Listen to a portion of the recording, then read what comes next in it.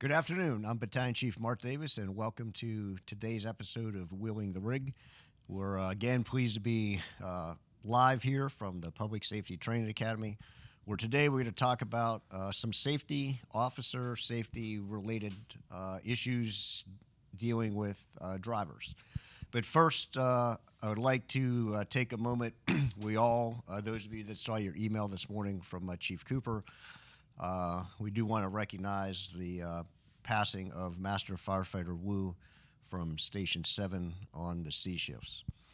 So a lot of people provided support over the last couple of weeks and been very taxing on the department. Really want to, from the group here, appreciate everybody's efforts that went into these final times with Master Firefighter Wu. More info will be coming out from headquarters regarding, follow-up actions and activities and those kind of things. But wanted to recognize him and the service that he provided to Montgomery County Fire Rescue. All right, so today's episode, as always, if you're a certified chief officer and you wish to receive COPDI credit, then now is the time to go to that JOT form on the Public Safety Training Academy website and make sure you load that in. The episode is slotted for 90 minutes. Not sure that we go that long, but just remind you ahead of time that we do have allocated 60 to 90 minutes for today's episode. So today we wanted to talk about safety. Back when we started the series, Wheeling the Rig, we identified 3 areas that we wanted to cover before we just moved on to random areas. And one was, hey, how do you become a driver? And then 2 was, at some point, as a driver, you're going to have to engage with CMF, and so we had an episode on that. And then hopefully not, but we realized there is that possibility given the sheer size of our system. If you're a driver long enough, there's a probability that you're going to interact with the safety office, unfortunately, maybe from a collision. So today we want to really talk about that process so we know here's what happens, here's what the safety officer does. So we asked Chief Jones and the group at the safety office to participate in our 3rd episode of Wheeling the Rig. So I think that's really I want to talk about right now. I'll come back at the end and update things that are planned for the future. But now I'm going to turn it over to Master Firefighter Mandy Collins, who is our series moderator, and let her take it from there. Great. Mandy? Thank you, Chief. So, as Chief was saying, we have Chief Adam Jones, who's come out to visit us for today. And we have Captain Mike Weimer, who you all, at least on the A shift, know as our safety officer. And I think, like the Chief said, there's a lot of stuff as far as drivers and what we have to do. And unfortunately, I can say that I have had some interactions with you folks with some mishaps. I'm definitely not perfect. So I know a little bit about it, but thank God most of you, or some of you, don't. So we're just going to talk about that. And which one of you wants to start off? Just even how we got here. I can start off with the history, the beginning history of the safety office. And I think one of the things to understand is history is important to the department. And I got a chance to speak. I've been in this position about 5 years. And so I talked to retired Chief Gallo, and I talked to Chief Nelson, and actually they said that their retired Chief Bowers, put a really good write-up of the history of the safety officer in the 2006 yearbook. So basically the first fire chief safety officer was Richard Foster, which is Tommy Foster's, retired Captain Foster's father, in 1987. And back then it was a collateral duty, and so much like now, you would analyze the trends, the safety trends in the department, and then address them nationally and locally as they pop up. Then after 1985, it was Chief McGarry, Roger McGarry. Chief Bowers took over then, and then it became into the division chief of wellness and safety, took over Fromm's and the safety office, and then Chief Peugeot took it over. At that point, Chief Carr decided that it was important to meet the NFPA standard 1521, and make sure that all the battalion chiefs also met that safety standard. So that's when the 3 safety captains came on board in roughly 2003, 2004. And and he added the 2nd battalion chief to the working assignment of the box alarms. Okay. So you basically are getting essentially 3 safety chiefs on a, because every battalion chief is a safety officer. Okay. So, yeah, and we were just talking about this before the show, and like I said, I guess I realized you guys were safety officers, but I didn't really think of it too much that way, because most of the times, well, you're probably busy handling other stuff, and you, Captain Weimer, I guess, obviously, if there is some kind of issue in the field, he told me it was good. I want to hop in there for a second. Hey, okay. That's actually how we got the 2nd battalion chief on the box alarms. For just as way back when this all got started, and the battalion chiefs, the district chiefs at the time, completed the incident scene safety officer class. That was how Chief Carr was able to get the 2nd career battalion chief or district chief on the box alarm at house fire, and your job was to be the safety officer. That's how that came to be at the beginning of Chief Carr's tenure. Okay, see, so learned something else. So essentially now we do have you, though. You do come on all full box assignments, but I guess in your day-to-day, a lot of things that you have to deal with are the collisions, right? Like what, besides running around and making sure we have all our ducks in a row, collisions is pretty much the main thing that you have to take on. I would say, so it's one of the things, right? I don't think it's too taxing for us on collisions. I wanted to give some history of like where we were. So 10 years ago. Can I just jump in for one? Yeah, second? sure. So just real quick, just kind of, so just think about this. The safety officer, it is collisions, but it's collisions. It's the your station assignments. It's any construction projects that go on, and it's also your apparatus and work with Joint Hill Safety. So the safety has a component in everything. The collisions are kind of like the unhappy part of our job, but any part. Yeah. But so we are involved in other things. So we have to do collisions. We are happy to do the other stuff. So sorry, Michael. No, that's very true. Like it's just it's a part of the pie, right? Yeah, so no, I get it. But where we were, so 10 years ago, we had, as an organization, we had 247 collisions in 1 year, and 156 of them were at fault. So just to give you a snapshot, so our year-end stats from 2023, we had 161 collisions, and 100 of them were at fault. So in 10-year span, we had a reduction in collisions by 65%. Okay.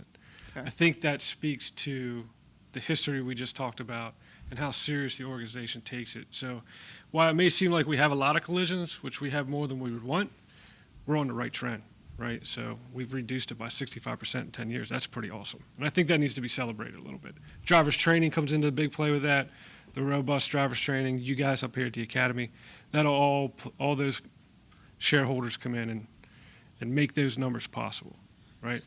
So I guess my question, though, and I don't know if you know this or if it's maybe in some of your other slides, but what's the severity of those? Like when we have those collisions, I know obviously there's a range, but are we looking? I think Chief Jones can speak to that one, yeah. So I can sum it up and pretty quickly and tell you what we see every single month. And I would say that the volume of driving that we do and the volume of people that we have to deal with, we do an excellent job. I'd say like 98% of the time we're top notch. And I mean that to say, because again, you only hear from me when there's something that you don't want to hear. It's like going to the dentist. It just stinks, right? So the young drivers in the ambulances, I call it the well-intended drivers. 2 people get out, the aide person runs into the house. He says, I'll back the ambulance in. They run off into a culvert. They hit a tree in the dark. That is a majority of it. The second one is the new engine drivers. And believe it or not, I hear it all the time. I knew I was going to hit it, but I thought I could get through. And then there's like three people standing around, and it's like, man, just stop, and they'll help you get through. And it's just diminishing clearance in when they have the manpower to do stuff. The tower drivers, it's usually a brand new tower driver and a senior officer, and the driver looks over at the officer, and the officer's like, what? And they back into a car. And it's like, to me, that's criminal. You take a professional driver, it's their livelihood, and it's the officer's fault. And that happens a lot, right? And then, like I said, tiller truck accidents are non-existent or they're catastrophic. Right. And maybe one every 5 years, maybe. Yeah. I think we've come a long way. But I would say this, if you're asking severity, once every 6 months, I'll see a video from an intersection of somebody blowing an intersection hot, and that's the severity. And I see, look, there's a camera everywhere. If you do something, I'm telling you, I'll have it on camera. And not in your rig, and it's in a police car following you, it's at every intersection, it's on someone's house. I have the video. And I'll tell you, I see that very rarely, but someone goes through an intersection hot at 40 and they hit somebody, it's going to be ugly. Yeah. Well, in all aspects, right? So. But again, to our credit, as much as we're running, I see that maybe like once every 4 months, maybe. So our collisions are down, right? And you said Historically, yes. Historically, our Yes. collisions are down by, you're saying 65% in 10 years, right? Which is awesome, especially for the fact that I'm pretty sure our call loads increased, Increasing, right? right.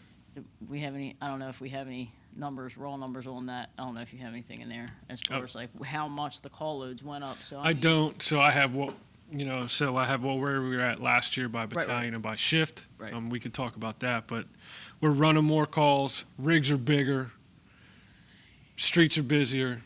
I mean, there's a lot of contributing factors of getting that number to come down in a decade. Right. That speaks a lot to our organization and people taking it serious.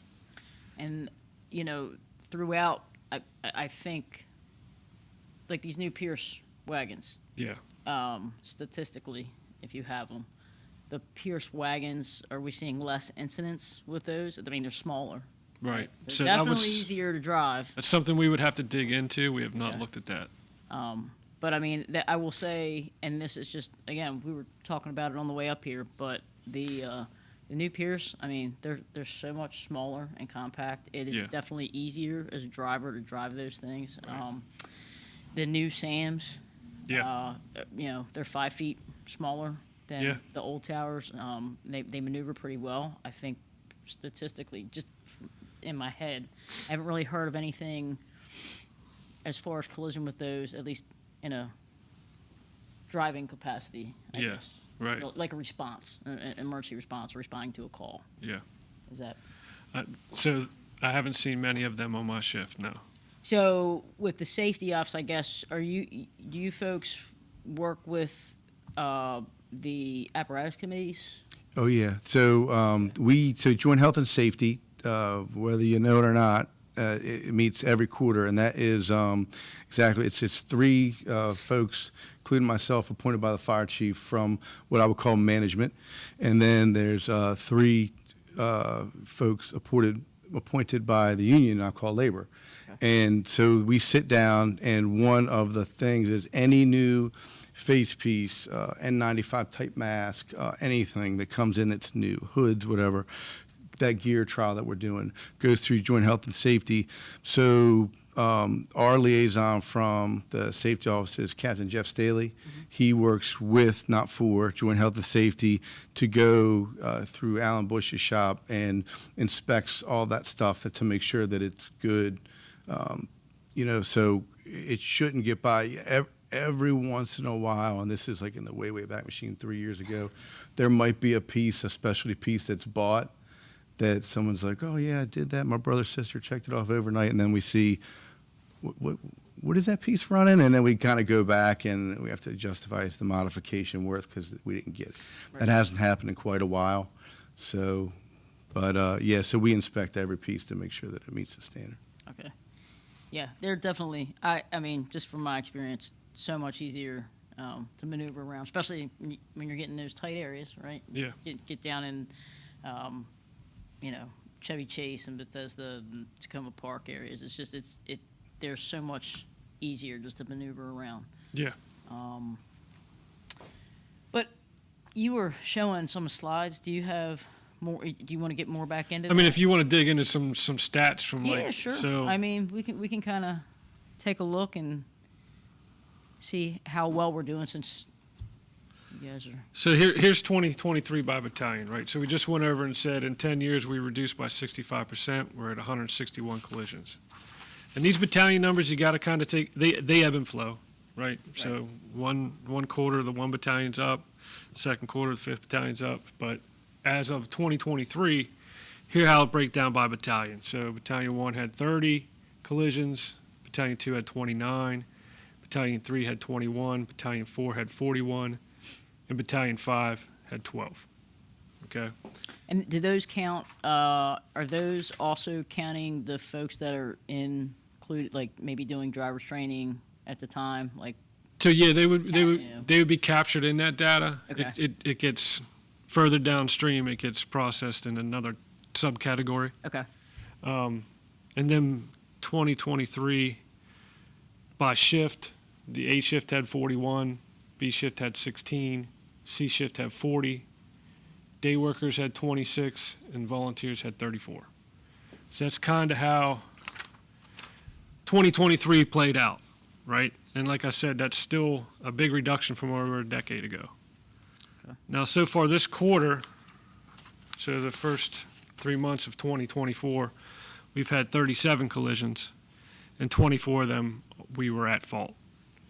And broken down by shift again, it's A shift has 6, B shift has 10, C shift has 11, day work 6, and volunteers were 4. So that's kind of where we were as far as data from a decade ago to last full year to this quarter. That's where we're sitting, right? We're trying to reduce those numbers every day. Right. A lot of people ask, so that's what I got on as far as collisions.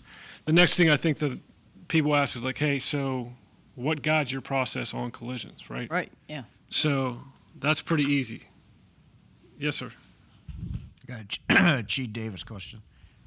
Any feel for, this would just be your own general feel, did most of those collisions happen in route on an emergency event? Or general feel, most of our collisions like, hey, it's not an emergency event. Like, we've already made it to the scene. These things happen in non-emergency. And go, hey, I'm not traveling to the scene. Yeah. They're both. It is emergency. The one thing that I will say is that our folks do a great job. I mean, it's a lot of folks hit us, and it's if you look at those numbers to go back, and I don't put a whole lot of, in stats. We break down everything, and we'll talk about this later when we get to CIRC. It's as much as everybody wants to be treated the same. When you're in a collision, you want your collision treated how it went down. You want it treated tailored to you, because two things look the same and they're not, right? So you say Battalion 1 and Battalion 2 are busy or have more, but they're way busier. They're urban environments, and some of them with time. I work Battalion 1 sometimes. I'm like, I'll get done a box. I'm like, how am I going to get this battalion buggy down the street? I don't know how Truck 16's Right. doing it. So they're doing phenomenal work driving, but Yeah. Go yeah, fast and skinnier. right. Armor all. So Chief, I can tell you, I've tried that before, and it really didn't work for me. what I Rockville trick. So. What I will say is, though, in all seriousness, is if in the last 2 months we did so well, and there was like 4 in the last 2 months in each month, where again it was that thought process. They were truly preventable. I knew it was close, but I did it anyway. And it's like, man, but there was 3 people standing around, or I didn't use my wheel chalk, and then the thing rolled down. It's like, hey, I'll say that in one instance we had a complete brake failure of an ambulance, and the ambulance rolled away. However, that's why we give you the wheel chalk, and so I will address when it comes to driver's training, because some people want to know there's a difference. If you're driver's training a ladder truck and you're with an officer and a driver, and you might touch something in diminishing clearance, you're training on that truck. You're not getting an NATD status, right? If you're training on that ladder truck and you do something that's an act that you were taught in your Class C class, so you have all the doors up and you're checking it out and you don't do a circle check and you drive out and you shear all the doors off, you're going to be an NATD because that behavior had nothing to do with that tower. Okay. It had to do with an effective, positive behavior that we taught you when you were learning to drive an ambulance, which is just working at Rockville back in the day. God love them. Everybody wanted learn, and you know those doors were always up, and you had to walk around that rig and Check. shut them. Yep. Just expect it. Yeah, no, that's a good point. Where were we? Process. Glad we got here. Yeah. You were talking, yeah, you got your So we got a collision. What guides our process from the safety office is, policy 2402, policy 606, policy 808, and there's a post-collision driver's disposition memo. The chief can give you some history or the background of that, but that's kind of like our rules of engagement. We have some leeway. There's some hard, fast stops that there is no. You're above $2,500, it's post-collision testing. right. So, I have a question on that. yeah, go ahead. With the way I mean that, and I know $2,500 now. It's not a lot. It's not a lot. Sure. So is that something that we're at all looking to address? I mean, I know it's a lot to kind of change. We did like rewrite the policy. Not even and that's- rewrite it, but like as far as like just like those That number. numbers. So, so I will tell you this for me, right? And I don't really have a horse in the race, but it keeps the honest folks honest, right? So they wrote that policy, and that number, the arbitrary number, was $2,500, and now and it was probably a lot back then, right? So this is one of those cases where the policy actually has caught up to benefit management, and so what it does is, and again, I have a position for or against, right? It's a place of work, so we're just going to talk about work stuff. CDLs, everybody has to have a CDL and obey the federal laws and your federal EMT and everything else, right? So with substances and recreational use and everything else, it just really keeps the honest folks honest, and it keeps the worms in the can. And for me, so we don't, I honestly, when I see people go for cause, I just expect them to be back in 3 days. Like I'll make a phone call to be an advocate for an employee, and I'll say, hey, where's Mike Weimer? I said he's clear, and they'll say, don't ask. And I'm like, okay, that's once a year. Yeah. Yeah. Once every 18 months. So I assume that it's just enough gentle pressure to. So I guess if labor during a negotiation had the appetite to negotiate that, I don't know. Management hasn't brought it up. Yeah. And it's not, like you said, it's not much anymore. So, Yeah, I mean, if we're going above anything from a scuff mark and a scrape, you're yeah, A bumper. Yeah. yeah, right, Yep. right. So, Okay. so I guess we can get into, hey, I've been in a collision, what do we do now, right? Yep. So, That would probably be good. I mean, unfortunately, I do know. yeah. But yeah, why don't you So take them through that? basically what we do is, so you're in a collision, you're in a fire truck or any piece of apparatus or staff car or whatever it is, the first thing you got to do is notify ECC. They're going to make the proper notification to the battalion, to safety, and to PD. That's what starts the entire process. On the scene, if you're involved with a POV or a civilian, you want to check for injuries and provide any necessary aid, right? So that's the first thing we do. And then what's going to be required is statements from the driver and the officer. So that's basically the interior of the apparatus rig. That's what you're responsible for as soon as you have the collision. If you can keep the apparatus where it's at to help with the investigation, that's always recommended, but you can also move it to open up a roadway, or if it's safer Safety. to get off the road. Yeah, absolutely. So that's what happens in the rig. And then from us, from the safety whoever's working in the safety office. So what we do is we collect evidence, document the scene, conduct interviews, and collect written statements. And you can read it there, some of the things we do. So we're photographing everything, our vehicles, their vehicles.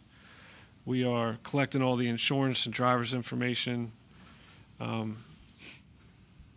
Sometimes, depending on the severity of the collision, we're actually semi-reconstruction to where we're measuring skid marks, we're measuring points of impact, things like that. And then, based upon what we find initially on the scene, we're consulting with the battalion chief and the duty chief to see if somebody's going to be put in an NATD status. Ultimately, I don't make that responsibility. I make a recommendation, and the bosses listen, but it falls between the battalion chief and the duty chief. Hey, this is what happened. Right. This is how it played out. What do you want to do? Here's my recommendation, right? Like we just talked about, if it's $2,500 or more, you're going to go to post-collision testing. The battalion chief's going to put you in his car. Yep. Going to go to where you need to go, take care of that. So after we do that, I provide our insurance information to the parties involved. I hot wash with the crew, say, hey, listen, next time, if you know it's going to be tight, stop, slow down, pull your mirror in. I mean, we're just having like backstep conversation, right? How can we avoid this in the future? We secure the police report, and then we go back to the office and we do the RMAP, which is it's a process, it's a reporting process that, hey, lists everything, gives a recommendation of findings. What did you find? What are your recommendations? And that report is sent off to CIRC. Okay. And that's what I think you all base your conversation off of. Yeah, and just kind of to take a step back about the RMAP, just so in case anybody knows or doesn't know, and since we deal with it every day, the RMAP, although it seems inconvenient, is the nexus for anything to begin to start getting fixed. So if you are here and you lose your reading glasses or you have a collision or anything, nothing goes forward through our insurance company through any type of process. Yeah. They're all dialed into that RMAP. So we deal with this, and I tell folks all the time, I'm like, hey, we have the safety officers, we have the battalion chiefs. If you don't know, call us. Like, I'll get out of bed. It's 2 o'clock in the morning. I'd rather process your paperwork than to hear, oh, I didn't get my medical paperwork processed 2 years ago. And then I go back and I'm like, there's not an RMAP on that. Well, first report of injury was done. Well, it kicks off the insurance stuff. And so we take it for granted because we deal with it every day. But if you find yourself at a loss, an injury, or a collision, you just make sure battalion chief, career volunteer, whatever, have the RMAP done. And if you don't know, call us because we will be happy to do it. Yeah. And it's 2 o'clock in the morning, I'll do it. I don't care. I want your paperwork done. We do them quick. Chief. Excuse me, could you talk about what happens if the collision occurs out of county? That occasionally happens, clearly, with people running mutual aid, right? So Yeah, so mainly from the police report, but just if it's in driving distance, I've gone out of county to investigate something. I've crossed into Frederick, PG. So whose police report? So it would be the local jurisdiction. So whoever, if you're in PG, be PG County or Frederick County. So yeah, some things are hands. So there's a travel policy, and I know that a lot of our vehicles wouldn't go down to Georgia. I don't know exactly what it is, but they're gonna fly you there, right? And you get a rental car. However, say that you were just allowed to go to DC or whatever, you got hit. Same thing. Either we would go investigate, or if it was just far. In a rare case, we would have the police report and then have the employee take pictures. But it's since they changed the policy, the travel policy, and kind of guided people back how far they can drive their vehicles, it hasn't really been that much of an issue. Yeah. I knew in the way back machine there was somebody who was like in Georgia or something, and they totaled a car in Alabama. Right. Yeah. That was before my time, but I imagine they would have to get the police report and take pictures, and then. Yeah, I guess I was going towards more like, hey, I'm at doctor's hospital backing in, or somebody hits me, and so I get Prince George's County Police, Yep. and, notifications on our end. But Sure. you're not looking for the Montgomery County cop. They come to Prince George's County to take a loss report Correct. on a Montgomery County fire truck. Right, and however, that's a good point, but if you notify ECC and contact the safety officer, again, we'll walk you through the process, so it's, Yeah. we're here for you 24/7. Yeah. So in a nutshell, that's what we do, right? If a safety officer's going to show up and do all these things. And just to backtrack on the RMAP, that's why it's important to get your statements to me, or to the safety officer as soon as possible, because you can't finish your RMAP without doing that. And it's fresh in your mind, right? So we want to sometimes I'm emailing a couple people, hey, make sure you give me your statement. That's the reason why. You're holding up the whole, like Chief said, the process really doesn't start on the back end of getting things fixed until that is done. Well, and another thing to understand too is, and we're really big on this, if you're a uniformed employee and you hit Mrs. Jones's car Friday, I get her paperwork processed Friday night. I have our insurance company contact her insurance company Friday night, Saturday, because Monday she's got to go to work. And so it's not like, oh, I work Friday, I work next Monday. Yeah. That's not how it works. It's Right. we have to keep this ball rolling, so because we have to make these people whole so they can go out and be productive members of society. Like, we shouldn't be inconveniencing people. Right. Yep. There's just some quick pictures of some of the things that have occurred with damage across some mirror slabs, but it ranges anywhere from a couple fenders and a bumper to a mirror. But some of the reoccurring issues that I'm seeing, our mirror slaps are a constant thing. Even if so we know when the streets are going to be tight. We know that the mirrors stick out further than what we got. I always tell people, you still got to slow down. And I think a lot of these mirror slaps can be avoided if we slow down and you actually just pulled the mirror in, right? You're driving an ambulance, say, hey, A2, hey, can you pull that mirror in for me? Things like that, we can get those numbers down even further. Diminishing clearances, either pulling up on the scene, leaving the scene, thought I could fit, I knew it was going to be tight, but I tried it anyway, kind of thing. We teach this stuff in EVOC, diminishing clearance. It doesn't change no matter what size rig you're driving. And hitting affixed objects, diminishing clearances and hitting a fixed object are basically one in the other, right? And not using your wheel chocks. Couple incidents that we could have avoided, some rollaways, or hey, the parking brake failed, or I forgot to set the parking brake. If we would have had that wheel chock down, I would have never had to been called. That's still a critical fail point up at driver's training, I believe, when you're taking your test. I just think we just get used to 50 other things that you got to do when you pull up to the scene. Yep. I get it, but it's just a safety mechanism that can help build slack into the system for us. Yeah, and unfortunately, it's occurring, and I don't like to see that come to CIRC, but it's something like that comes with big points because it's a violation of a policy, and then depending on the damage, it tacks on too. And I was like, man, just put the wheel chalk down, and it would have been like, well, I did everything possible, and then this still happened. Yeah. And it's like offsetting penalties. I'm sorry about your luck. So then, you want to talk about CIRC a little bit, because Yeah. it sounds like it's kind of where we're going Sure. with this. So we have a collision, Yep. paperwork, everything, RMAP's filed because everybody sent their stuff in timely. Yeah. And now we're waiting around for the CIRC meeting, which is, Second Tuesday, right? Yep, the second Tuesday. so it's the second. So if you're natted, you go to CIRC. Well, how Right. about, can we hop in real quick with like post-collision testing? Sure. Yeah. Like Oh. that process? Yep. Oh, yeah, right. Because not everybody goes, but that would occur before CIRC. And not everybody that gets post-collision tested is natted, Right. That's right? So correct. that's a big difference. Because it's just on that. You're just on an AML until your post-collision comes back. As soon as you're, So I'll say that we kind of had to draw a line in the sand about the when are you going to get post-collision testing?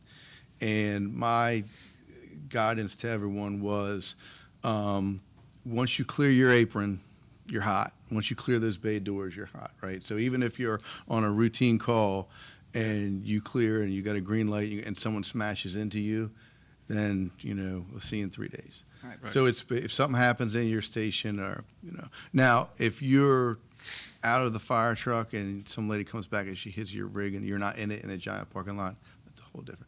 But if you're operating that unit, You're physically in the rig. So, Well, I mean, you could be parked, right? So you could be parked on 270, a emergency tractor and trailer, that's smashes where I'm into going. you. That's where I'm Yeah. headed. You did nothing wrong. You're not going to get natted, but by policy, it's over the limit. So you're still. So you're gonna still go. going to go get post-collision. So yeah, okay. Yeah. That was Right. where I was going at with that. Being a blocking unit on a beltway or Yeah. something like that. So, And I think some of the history I think Chief will talk about is there used to be no discretion. It didn't matter. oh yeah, You're you natted. were done. You You were were natted. done. yeah. So I've definitely seen a little change in Yeah. that. So we can attribute that to Chief Gallo and actually to 1664 and some really healthy conversations that we've had. So before going back to 2004, 2003, 2004, there was a significant incident. There were multiple collisions. They started building up with Captain Weimer's information, and then Tower 8 had a rollover incident. And our insurance company basically was like, hey, that's it. And like we talked earlier before this started, the last thing you want to do as an organization is have another organization with authority telling you how to run your business. Yeah. Whether it's MOSH, OSHA, risk management, or your insurance company saying, hey, by the way, we don't insure you anymore. So we had to come up with some drastic things. Chief Peugeot worked very closely with VFIS and Gladfelters, which was our insurance company, and they came up with the Safe Driver program. And so initially, they came out with a post-collision disposition, and if you had a scratch, I'm not kidding, if you went down a driveway in 14's area, you got a scratch from a tree limb, you were natted. And it was like, there was like the running joke back then. It was like, don't get natted, buff the stuff out.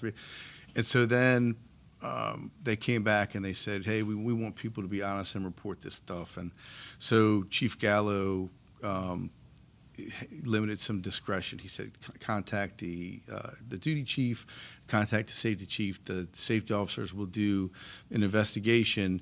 And if it was reasonable to think that they could not have caused this intentionally or it wasn't their fault, then they wouldn't be natted. So that's kind of how that came about.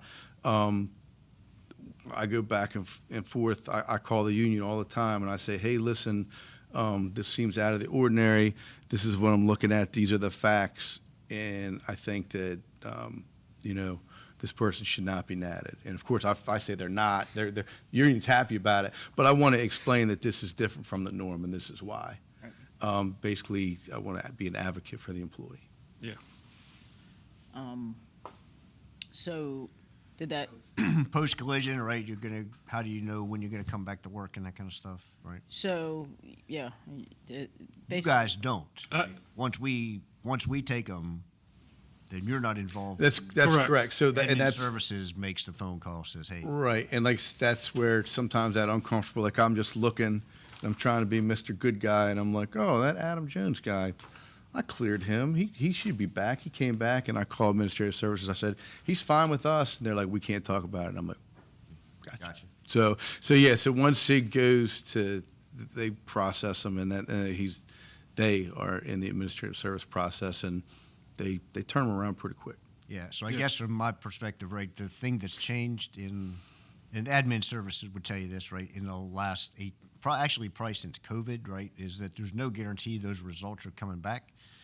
So if you are put off on administrative leave, you're going to see in telestaff that it's 4 or 5 shifts.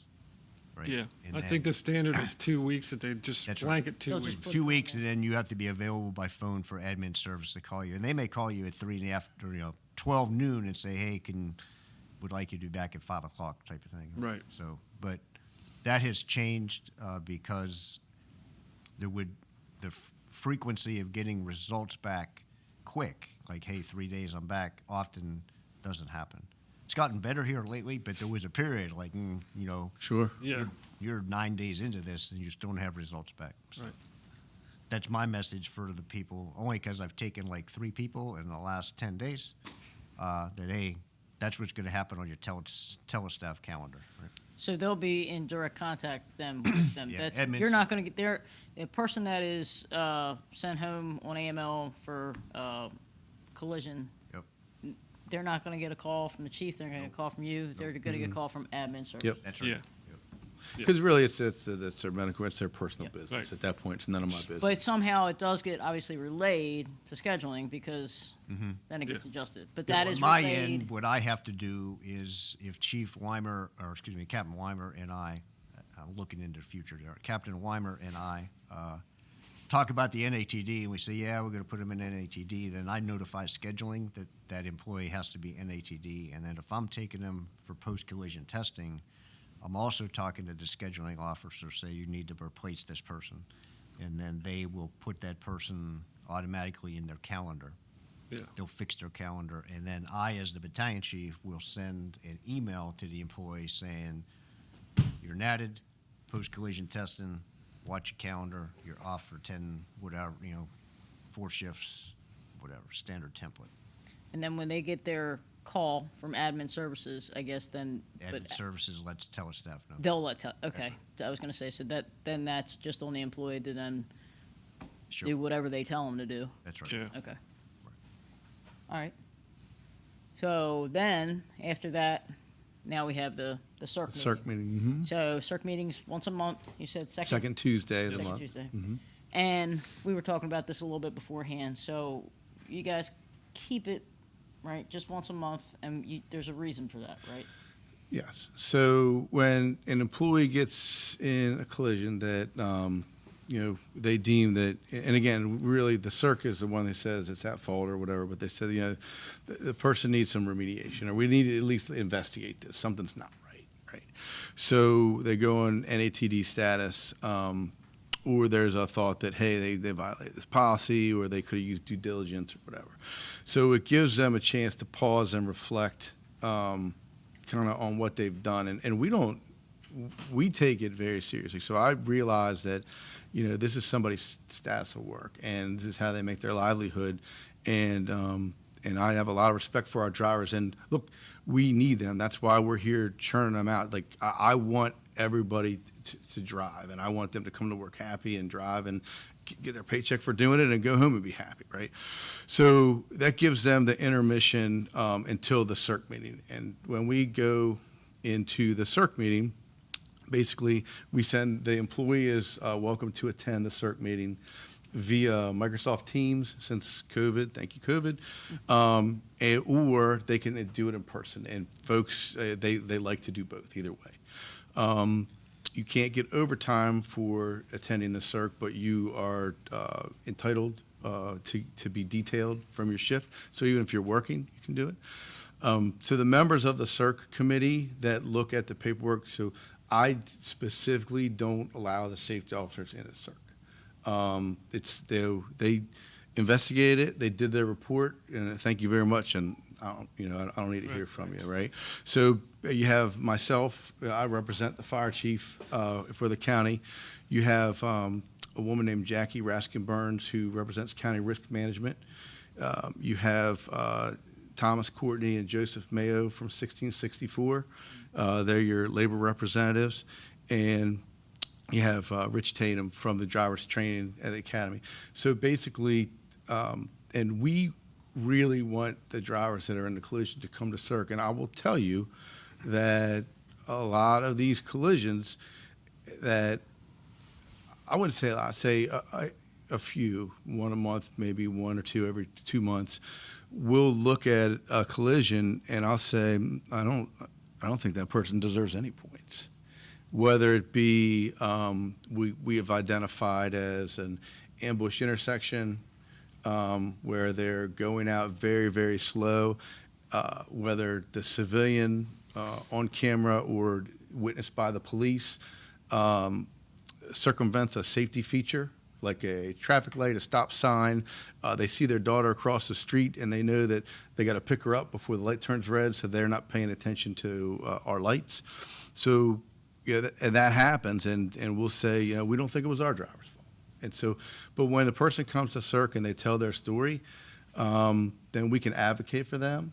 So, that's what we want to do. We take it very seriously, but not serious like, hey, we're mad at you, we're disappointed. We take it very seriously like, hey, we want you to understand if there was a problem, what you did. We'll talk about it. If it has to go to remediation, we'll do that. Or, hey, this person, I don't think they did anything wrong. I think that the officer put them in a bad situation. Or I think that, a random situation. We had one where a person drove a engine and hit a board sticking out of a stake body truck. And one of our captain safety officers got in and he said, look, he goes, I'm not natting them. And I go, what do you mean? He goes, I got the picture from the thing. He said, there's a roof line of another house right behind it. That 2x4 looks exactly like the roof line. I drove the engine around the block. I knew it was there. I couldn't see it. There's no way that person could have saw it. Right. And I was like, that's a good call. I can't argue with that. So there's times that people, you're NATD, but nevertheless you go to these CIRC meetings and it's like, no, it wasn't your fault. So I've been to a couple, right, just for things. And I actually was at a CIRC meeting and I was not awarded or not awarded or slammed, whatever you want to call it, any points. Yeah. Because it was a as they call it, was an act of nature. Yeah. Right? Sure. It was a tree that was normally not where it was, and it was low, and Yeah. I happened to do some good remodeling to the bucket of a tower. So, Yeah. But they said, okay, yeah, they looked, they saw the pictures, they saw what was going on, storms, whatnot, and so I can attest to that there are definitely times where you can go in there and kind of make your plea, and things are possibly overturned or whatnot. I mean, obviously depending on the situation. Well, it's the employee that comes in is very well received, and we encourage it. So, Yeah. Recommended. yeah. So, and I guess with that, so the points. Can we talk about that Sure. a little bit, and how the points work? And Yeah. Now, so I will tell you, and I take it very seriously. I don't dole out any points without looking at the policy, and neither does labor. We go through, because I don't want to get sloppy with it, because I think it's important enough that we get it right. So when we talk about a person's CIRC points here, where are we? That's the first policy. Yep. Okay. So basically, how it works is, and this is policy 606. You can take a look at it. Every year you drive collision-free, you get a couple of just pay bonus, like, hey, great job points, up to 20 points. So it only takes like 2, 3, 4 years where you're sitting there with 12. It doesn't take long to get these 20 points, and then you can't get any more, right? They don't go anywhere, they just whatever. So when you come to CIRC, there's there's different things. It's 0 points would be non-preventable. You have nothing to you couldn't cause it. 2 points would be preventable, but it really wasn't that bad. 4 to 8 points is when you violate a policy. So not having a backup person might be 4, run a red light would be 8, right? And then 11 points is basically gross negligence. That is on the first end. That's kind of like the what did I do part of it. The second part is the damage, right? 2 points is superficial. 4 points basically, or another 2 points is, a little more. If anybody's injured, the points start going up, right? So even if there's a significant amount of damage, that's not so terrible. When you start getting, if even if a person says, you know what, my knee hurts, your points are going up, right? So what does that mean to you? What do these points mean?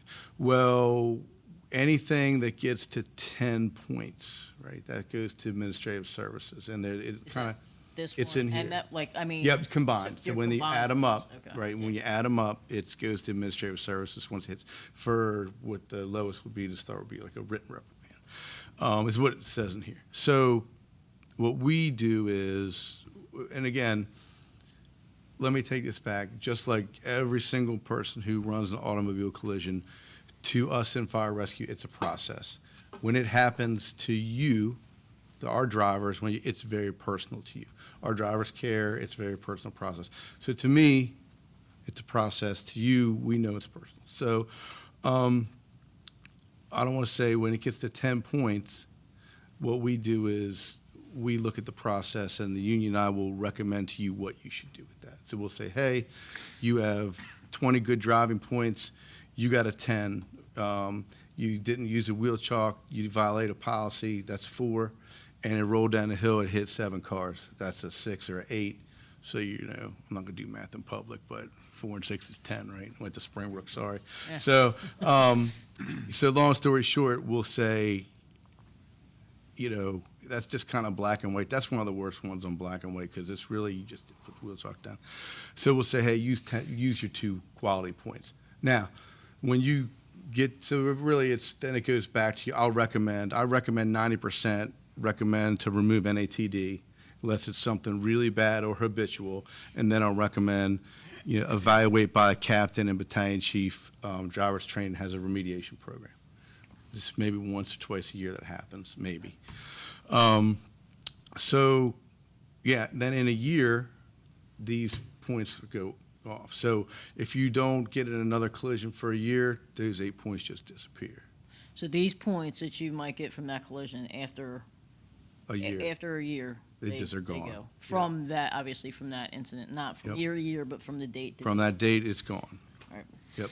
So basically, if you stay collision free for a year, those points are gone. I mean, I can see your collisions, but it's not cumulative. What would it say if you got 8 points on a tower and then 3 months later you get 8 points on a tower? Usually that's indicative, and that hasn't happened since I've been here. It was in the way back machine, but that's indicative of other issues that we kind of call them blips on the Yeah, radar right. screen. And that, again, ends up other places. But usually we'll see it first. And it's just behaviors that just aren't productive or smart choices. But again, I haven't seen it since I've been here for the last 4+ years. It reminded me of something when you were talking about the severity of points, talked about injuries. That's one thing we didn't talk about during the post-collision testing process, right? Right. So we have the $2,500 threshold. We also have any injuries. Right. I forgot to talk about that. So Yeah, if you could have minor scratches Yep. and a fender bender, but they wanted to go to the They're- hospital. Yep, they go home. Then that's the hard, fast line on that too. So I Right. just wanted to bring that, circle back on that. Now, if it is a person, somebody runs into us Yeah. and they injure themselves, I mean, nevertheless, the damage, Unfortunately. we're going to go. Yeah. We're going to go probably just for the sole damage, but even if they, bumped into us or something, then Right. plain neck pain, same thing. So Yep. same thing goes with that, with as far as your post collision. Yeah. Yeah. There's I had, no wiggle room on that one. actually, Captain and I had one probably before Christmas, right? That minor damage, driver of another vehicle wanted to go after a lot of discussion, going, not going, not going. I'm at Fromm's post-collision testing, come to find out that person then changed their mind, said, no, I don't want to go, right? But it was, you're already into it. But it was too late, yeah. It was Yeah. too late by then. Okay. She ended up getting arrested Oh, by the police. Yeah. That happens. But, Alright. you were it was like, you can't turn the clock back now. It was, Sure. we didn't know the post-collision was already done. Yeah. Right. Learned that she was locked up by the cops. Yes. no questions from the peanut gallery? No, they're nervous. They don't want to ask questions. They don't want to get the bad juju on them, right? So if you want to ask a question for somebody else, you can, then it wouldn't be on you. But Right. no, My friend was wondering. So, I want to say for the most part, that's pretty much the gist of it. Is there anything else you guys want to add to that? There's a couple things I'll talk about, or would like to Yeah, I would touch base say. on, but it really doesn't have to do with like necessarily driving stuff. So. Yeah, I would just get kind of to go look at the whole, where we look at this whole thing with, I think that there's some things that people just don't know, right? So going back to the safety officer's role, if you have an issue with something that we're doing in the county and it's like, it doesn't have to be negotiation worthy. Like you want to bring it up to, you say, hey, should we have this, or I saw this. bring that up to your labor to go to joint health and safety. We do talk about it. Some people bring up some really good things, and it's really nice to have labor and management agree on it and send it to the fire chief and the union president and say, hey, we agree on this. It's a really good way to get things done. And Rob Ford is still on it, and he's my litmus. Like, he will. I'm not gonna say that people have dumb things to say, but if your things aren't good, like, he'll just tell you. So I appreciate Rob. Rob is the reasonable person. Eh? Right. So I love having Rob on that committee still. Yeah, so that's good. And then if you have anything for me, I mean, I honestly will say, you know, I love being a public servant. I'm here 24/7. If you have a question for me, you know, don't ask me why you're a battalion chief or captain and just put you on the ambulance, because I'll hang up on you and you'll say, we have a bad connection, and I'm hanging up on you. But if you have a question about the safety officer or officer or anything, please, I'd love to take your calls. I'm fine with it. Actually, I just thought of this as you were talking about this. So what you were talking about before, as far as with driving and backing up and having, you know, an officer, like you're saying, like they're going through a circuit meeting, it's like, well, the officer's kind of at fault for this. Mm-hmm. Does that? So I'll tell you what. So I'll tell you how I handle it. So I have, for all intents and purposes, and I think it's for a good reason, right? I have 4 employees, and then over at the EMS logistics, property logistics, and SCBA logistics, I call it, about another 14, right? Mm-hmm. So really, I'm working as a doc today, but in general, I don't have any operational employees. So, you know, what I'll say is that these are the battalion chiefs and the captain's employees. If I see something like that where the captain didn't get out or whatever, when I write on my disposition, and I'll tell the driver, I'm like, look, you're the professional driver, and I know, like, you would have done anything to drive that tower, and now you're looking at this as kind of, you know, grizzly old lieutenant or captain, and you're too cool for the Kool-Aid. Don't be that guy. Like, that's your license. You worked hard to get that professional certification. Get out. Back me up. Because again, why not, right? That's the guy's making probably a couple bucks to back you up. Whoop-de-doo. So, you know, again, I think that's kind of, you know. I think it's something that I can just say is from the driver's training program that we kind of try to reemphasize to the folks. But I think it is. You know, you kind of putting them in a, you know, rock and a hard space. They're new drivers. Yeah. They want to please their officer. They want to, you know, make good on their stuff. But again, I'll write in the disposition. I'll say, you know, or I'll call the doc. You know, that's my peer, but the doc peer, and I'm like, hey, that driver didn't go out, and I said, you need to talk to the battalion chief. But they're not. And if the doc says, thank you, and hangs up the phone, I don't know. It's like when I talk to administrative service. I don't know if it's thank you, go jump in a lake, or thank you, I will handle it. Right. But I assume with my relations that thank you, I'll handle it. Okay. But again, they're not I'm not privy to their discipline or whatever, or lectures or whatever they get. Yeah. I was just curious about that. So that was the only question I had as far as to go backtrack. On another point, and I mean, for me, I think it has to do with driving. We were talking about it earlier. Obviously, there's a whole big thing with, you know, the cancer marks, everything's going sky high. Yeah. And I think a lot of us, you know, are trying to get out of that old school, like, oh yeah, this looks cool, dirty, or this and that. But one thing that is kind of a bad practice, I think we're kind of slowly trying to address, at least at my station or at 19, on the weeklies and stuff, cleaning. Sure. Right?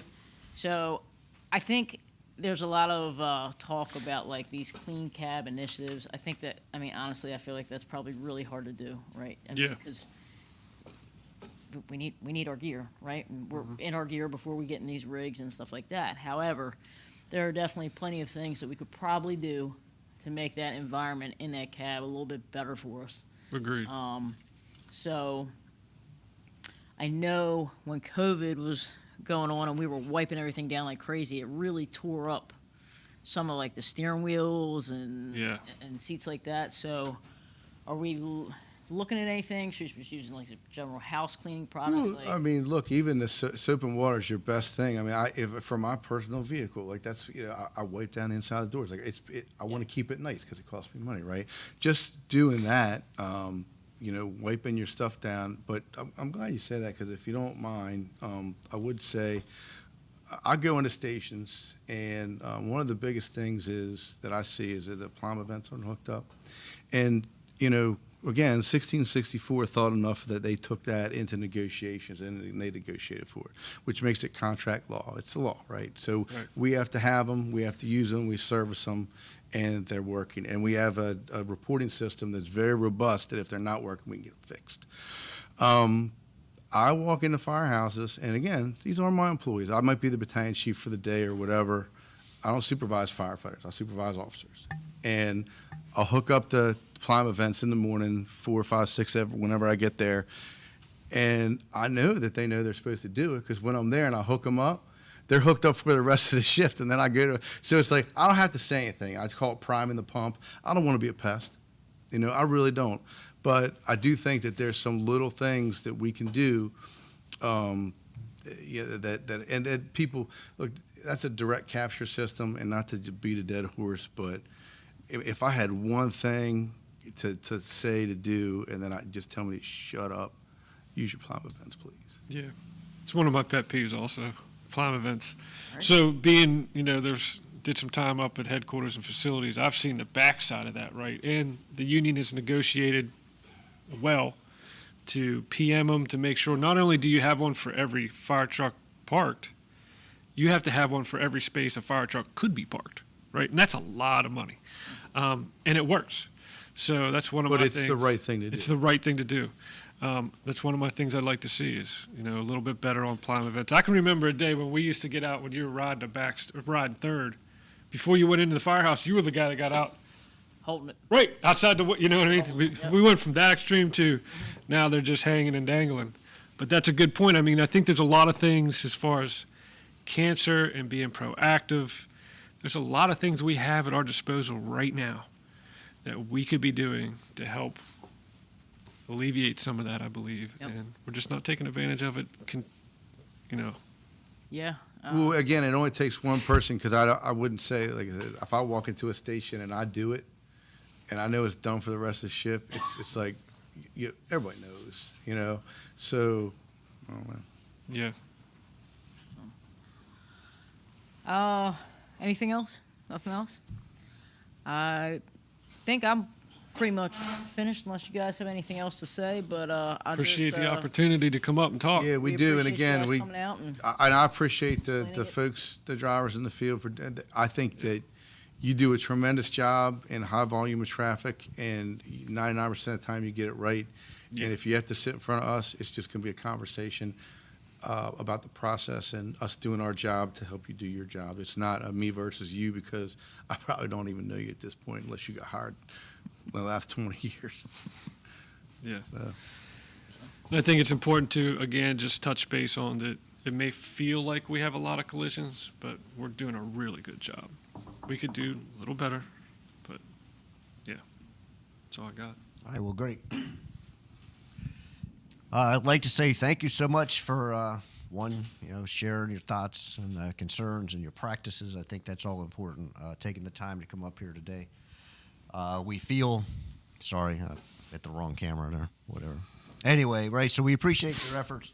Thought they did a good job. It's never easy to come up and talking to your peers in front of a camera. So excellent work, a lot of good info, some things that I did not know before, like the Plimo event having been negotiated. So that's all interesting stuff. I do want to, thinking about that for a moment, right? So in my career, a lot of things have changed, and a lot of the safety stuff has been really, really important.